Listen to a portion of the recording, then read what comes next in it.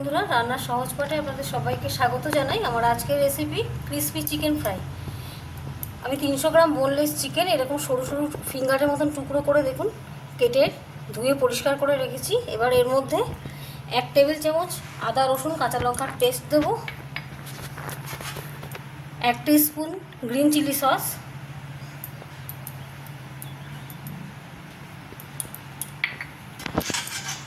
শুকনো লঙ্কার গুঁড়ো 1 টিস্পুন, নুন, সামান্য একটু হলুদ এবং ধনে জিরে গুঁড়ো 1 টিস্পুন দিয়ে এটাকে ম্যারিনেট করে রেখে দেবো।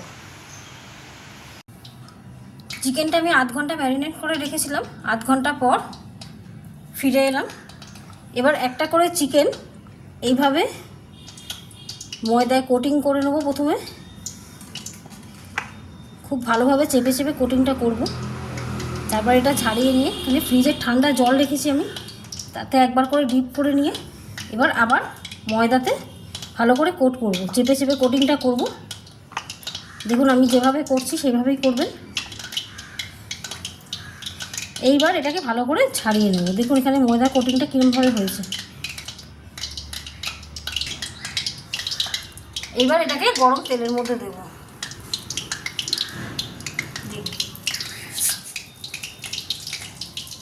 আরও একটা আমি এইভাবে করে দেখাচ্ছি।